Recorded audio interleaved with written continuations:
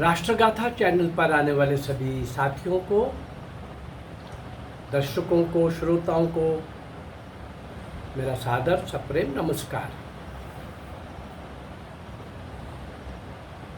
श्री सुरेंद्र नाथ पांडे के विषय में कल हम सुन रहे थे। लास्ट वाली 2 लाइनें मैं आपको रिपीट कर देता हूँ। ये महान क्रांतिकारी किस प्रकार जेल में दूसरी बार अनशन करते हैं और उस अनशन में जल और अन्न कुछ भी ग्रहण नहीं करते। 7 दिन के बाद बेहोश हो जाते हैं। पुलिस शासन किसी तरीके उनको होश में लाने में तो सफल हो जाते हैं, लेकिन बहुत कमज़ोर हो जाते हैं। पर इन्हीं 7 दिनों में एक घटना और हो जाती है। उधर से वो बेहोश थे और इधर जब पत्नी ने ये सुना, बेहोश होने से पहले ही सुन लिया था कि मेरे पति देव जेल में अन्न और जल भी ग्रहण नहीं कर रहे, तो पत्नी ने घर में अन्न और जल दोनों त्याग दिए। लेकिन पत्नी की मृत्यु हो गई। जेल में जब वो होश में आए, सुना, तो इनको तो संस्कार पर भी आने नहीं दिया गया। तब ये अनशन पर थे कि नहीं, मैं नहीं जाऊँ, हिलने की स्थिति में नहीं थे। कितने बड़े बड़े त्याग करके ये महान क्रांतिकारी लोग देश की स्वतंत्रता के लिए संघर्ष कर रहे थे, सर्वस्व निछावर कर रहे थे, परंतु इन क्रांतिकारियों का कहीं भी जिक्र नहीं, इतिहास में कहीं नाम नहीं। मैं इस चैनल के माध्यम से जिन अज्ञात अल्पज्ञात महान क्रांतिकारियों को, वीर वीरांगनाओं को, नायक नायिकाओं को आपके सामने प्रस्तुत कर रहा हूँ। कल मैंने रखा था एक चरित्र श्री सुरेंद्र नाथ पांडे का, और जब देखा कि वो जिस प्रकार से ये सब हो रहा था, पत्नी जा चुकी है, बेटा भी है घर में छोटा सा, और ये सब चल रहा था, तो लाहौर षड्यंत्र केस के अंतर्गत उसमें सम्मिलित करके जो लाहौर में रखा गया था, उसमें सुरेंद्र नाथ पांडे के विरुद्ध कोई गंभीर आरोप चूंकि सिद्ध नहीं हो सका, और इसलिए उन्हें मुक्त कर दिया गया। सुरेंद्र नाथ पांडे की जेल मुक्ति पर लाहौर में उनकी विशाल शोभा यात्रा निकाली गई। शोभा यात्रा इतनी लंबी थी कि उस ओर का शोर भी दिखाई नहीं देता था। इसके बाद जब वो कानपुर पहुंचे, अपनी नगरी में, तो वो तो गांव के थे, कानपुर जिले के ही गांव के, वहां पहुंचे तो वहां भी उनका भव्य स्वागत हुआ। शोभा यात्रा में बग्गी में उनके एक और पिता और दूसरी ओर उनका पुत्र बिठाया गया, बिठाए गए वो दोनों। उनके प्रति लोग इतने श्रद्धांजलि हो उठे, अरे पत्नी का भी बलिदान हो जाना, जेल में इतने कष्ट सहना, और उधर पिताजी आए हैं स्वागत के लिए, बेटा भी छोटा सा है लेकिन स्वागत के लिए आया है। लोग सचमुच में भावुक हो उठे थे, इतने भावुक हो उठे कि बग्गी के घोड़ों को छुट्टी देकर नौजवानों ने स्वयं बग्गी खींची। चंद्रशेखर आजाद ने स्वयं अपने क्रांतिकारी साथी का ये स्वागत होते देखा इस प्रकार का, और उन्हें इस बात का बहुत हर्ष हुआ, प्रसन्नता हुई कि क्रांतिकारियों का त्याग, बलिदान, संघर्ष को जनता अब कदर करने लग पड़ी है। सुरेंद्र नाथ पांडे गोपनीय रूप से चंद्रशेखर आजाद से मिले। उन्हें आश्वासन दिया गया कि चंद्रशेखर आजाद को आश्वासन दिया सुरेंद्र पांडे ने कि आवश्यकता पड़ने पर वे फिर क्रांति के अखाड़े पर कूद पड़ेंगे। सुरेंद्र नाथ पांडे को क्रांति के अखाड़े में फिर से कूदने की आवश्यकता शीघ्र ही पड़ गई भाई। कैसे? अवसरवादी क्रांतिकारियों की छटनी करने के लिए चंद्रशेखर आजाद ने एक युक्ति से काम लिया, एक बहुत बड़े कार्य की योजना बनाई, जिसमें वो योजना ऐसी थी कि उसमें काम करने वाले क्रांतिकारी साथियों को भाग अगर लेंगे तो उनको या तो फांसी होगी पकड़े जाने पर, या फिर आजन्म कठोर कारावास की सजा अवश्य मिलेगी ही। उस कार्य में सम्मिलित होने के लिए उन्होंने कानपुर के सद्गुरु दयाल अवस्थी और वीरभद्र तिवारी को भी आमंत्रित किया। उन पर शक था। एक ने तो गांधी के सत्याग्रह में शामिल होकर के खुद को जेल के अंदर बंद कर लिया कि मुझे उस योजना में, चंद्रशेखर की उसकी बड़ी योजना में भाग न लेना पड़े। और दूसरे ने, सद्गुरु दयाल, तो सम्मिलित ही नहीं हुआ, ना वहाँ, ना वो सत्याग्रह में गया, ना वो इनके आमंत्रण पर आया ही नहीं भाई। आजन्म कारावास और काला पानी का भी हो सकता है और फांसी भी हो सकती है। तो कुछ कमजोरी दोनों की चंद्रशेखर के ध्यान में थी। अब ये दोनों वहाँ पर इससे बच गए। ऐसे ही समय में चंद्रशेखर आजाद ने सुरेंद्र नाथ पांडे को फिर से पार्टी के साथ देने के लिए संदेश भेजा। चंद्रशेखर आजाद कानपुर में ही थे, लेकिन खुफिया विभाग के आदमियों से छुटकारा मिले तो आजाद से आकर के मिले। उनको इस शर्त पर छोड़ा गया था कि आपको घर के अंदर नज़रबंद रखा जाएगा, खुफिया विभाग के लोग वहाँ पर बैठे रहेंगे, 24 घंटे आप पर नज़र रखेंगे। अब ये कहीं दाएं बाएं हो तो वो आकर के उनसे मिले। सुरेंद्र नाथ पांडे ने खुफिया विभाग के पुलिस वालों से कई बार अनुरोध किया कि यार कुछ ज़रूरी काम करने के लिए थोड़ा कुछ तो मुझे स्वतंत्रता दो, थोड़ी तो स्वतंत्रता मुझे दी जाए, पर वे सहमत नहीं हुए। इसी समय सुरेंद्र नाथ पांडे की भेंट अपने एक क्रांतिकारी साथी शालिग्राम शुक्ल से हुई। पांडे ने शुक्ल के कान में कह दिया कि पुलिस वालों पर लाठियां चलाना शुरू कर दो, फिर देखते हैं क्या होता है। शुक्ल बहुत तगड़ा नौजवान था, क्रांतिकारी था। वह लाठी लेकर पुलिस पर पिल पड़ा। वही खुफिया विभाग के जो लोग थे घर में बैठे हुए, बस उन लोगों को भागना पड़ा उनको। इस अवसर का लाभ उठाकर सुरेंद्र नाथ पांडे चंद्रशेखर आजाद से मिले।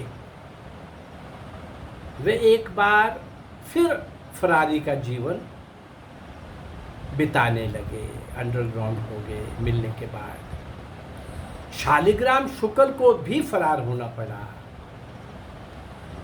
आजाद चाहते थे कि साथियों का निशाना अच्छा बने, उसके लिए कुछ प्रशिक्षण किया जाए। सुबह 5 बजे ग्रीन पार्क में बुला लिया। वहाँ से जज मऊ जाने के लिए साइकिलों की तैयारी कर ली गई, साइकिलों पर जाएंगे। आती बार अलग अलग आ रहे थे। डीएवी कॉलेज से वापस आते हुए एक दिन, ऐसे ही कई दिन जा रहा था ट्रेनिंग के लिए, शालिग्राम शुक्ल की मुठभेड़ पुलिस वालों से हुई। अत्यंत वीरता के साथ ये लड़ा शालिग्राम, लेकिन बलिदान हो गया। उसने भी एक पुलिस वाले की जान ली और कई पुलिस वालों को जख्मी किया। पांडे और आजाद, सुरेंद्रनाथ पांडे और चंद्रशेखर आजाद को बहुत अफसोस हुआ कि इतना बलशाली, हट्टा कट्टा सा, बड़ा सा, तगड़ा सा, बलशाली नौजवान, जो शरीर से भी और मन से भी और बुद्धि से भी कमाल का था, वो साथ छोड़ गया जल्दी से।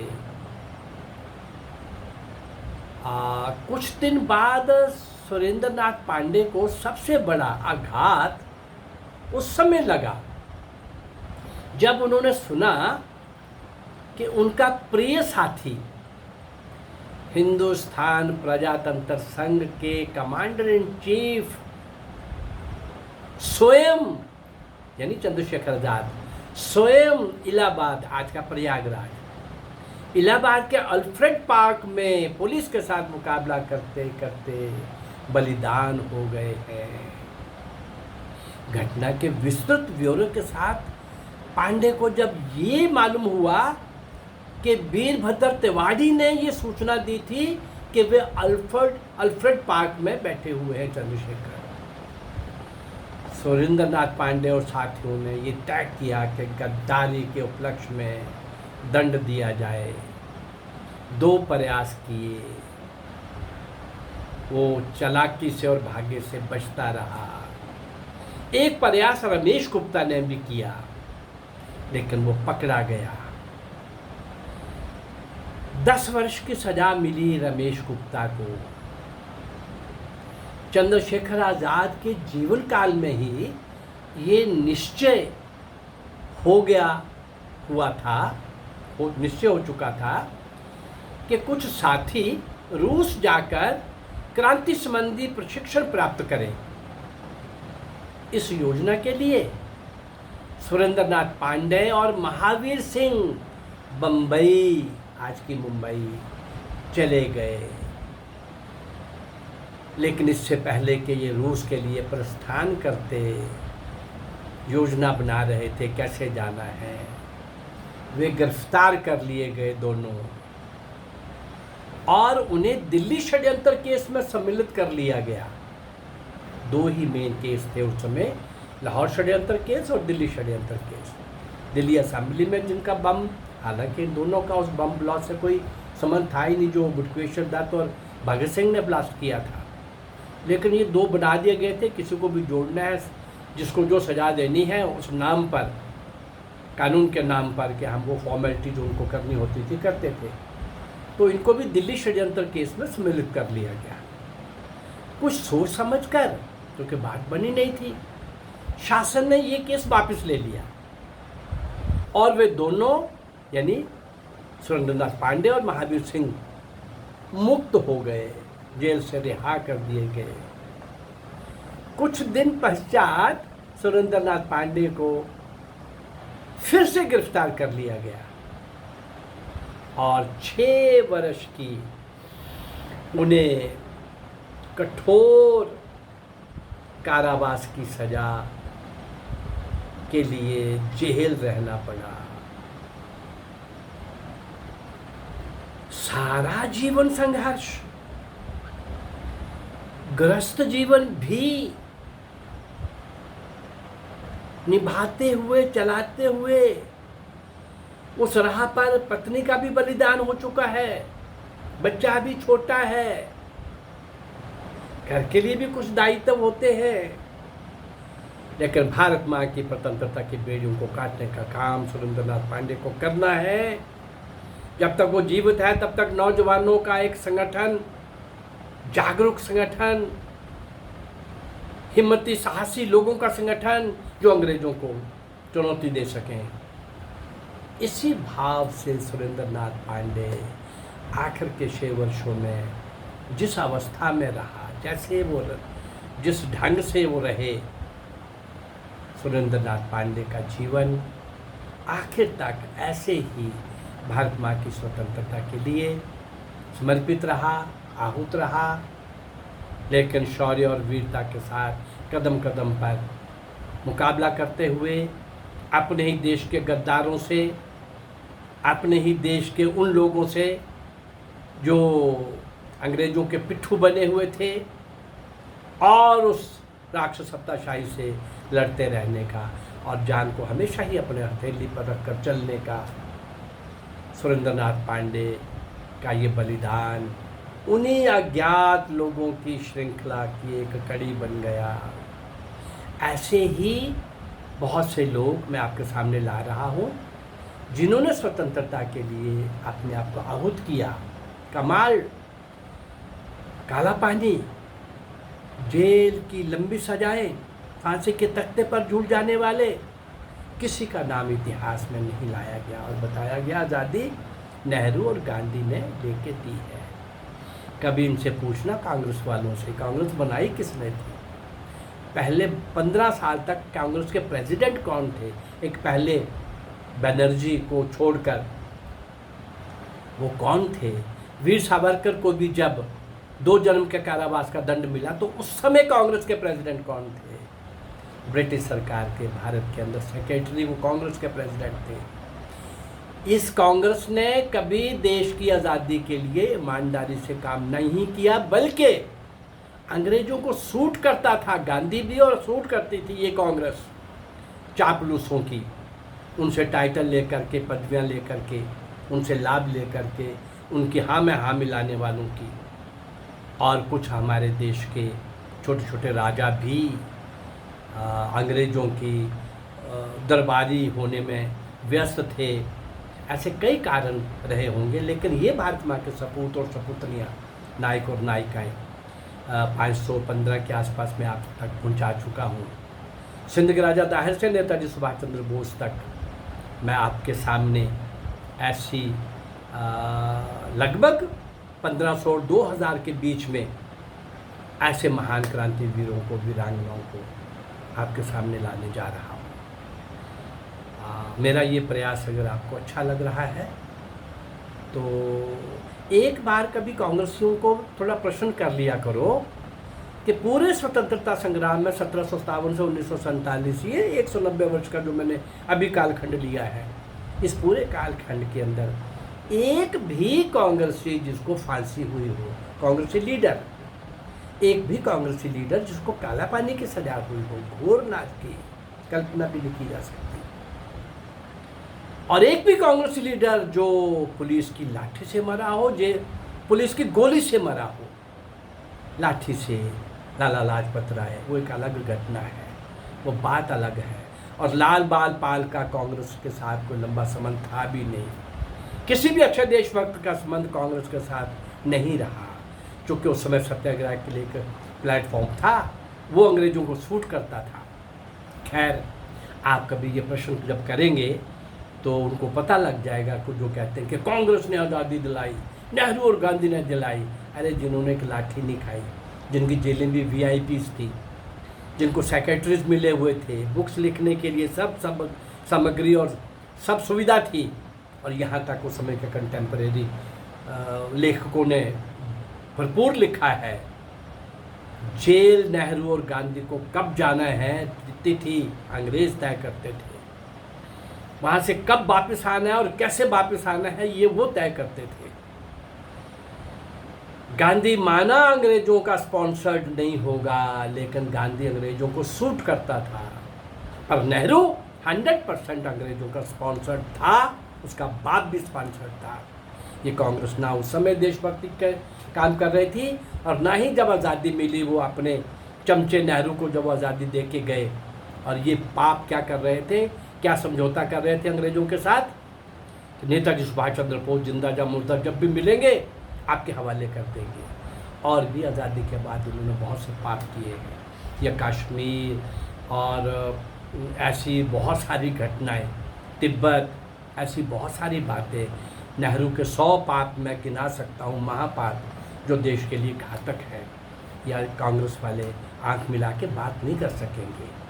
चलिए, इन क्रांतिवीरों को जिन्होंने देश की आज़ादी के लिए सर्वस्व निछावर किया, उनको मैं आपके सामने लाने का प्रयास कर रहा हूँ। अगर ये मेरा प्रयास आपको अच्छा लग रहा है तो इस चैनल को लाइक करिए, सब्सक्राइब करिए, और शेयर करिए। नमस्कार, जय भारत,